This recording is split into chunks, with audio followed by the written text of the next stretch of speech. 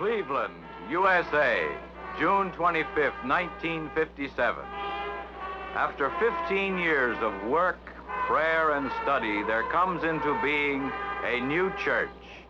Cleveland in June of 1957, we look forward to with great anticipation.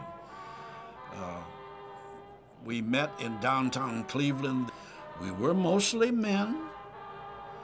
There were few women, hardly any minorities. We marched down Superior Avenue, across the street, and into the music hall in Cleveland, and took our seats, and that's where the merger was consummated. Obedience to the will of God makes the church cry out, racial justice now. Ben Herbster, who had been elected the first president in '61, the '63 General Synod was his first synod to really be seen. It was at that synod that the last of the major problems facing the United Church of Christ had to be dealt with, and that was the location of the headquarters. I was elected to that committee. I was young, I was naive. They elected me chairperson, and I was stuck with it. When I appeared to make my report in the Palmer House in 1965, they waited with bated breath, and then I made my report, which was that the headquarters would be New York City.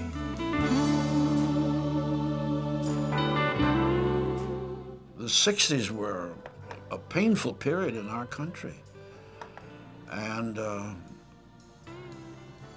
there was unrest, there were riots, and the church had to face that. We had developed a black caucus. That's where Charlie Cobb came into the picture. I was able to show the church that it didn't have to fear us. All it had to do was support us in the struggle that we had been making for 400 years.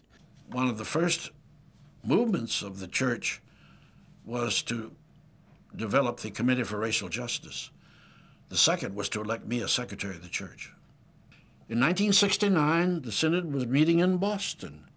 The nominating committee looked around and came up with Dr. Robert Moss, president of Lancaster Theological Seminary.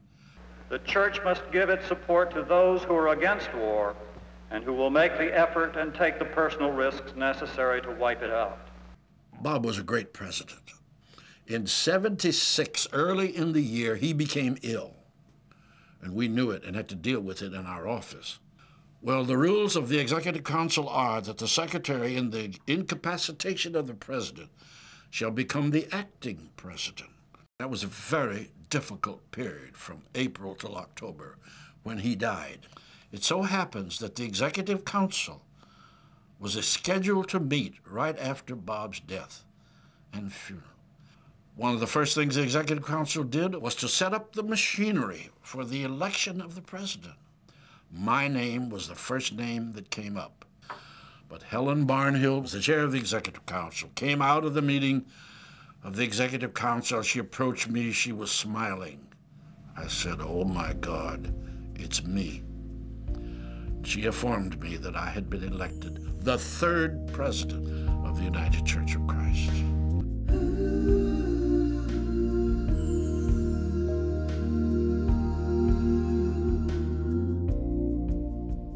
I just want the United Church of Christ to work at diversity. We need to relate to the community.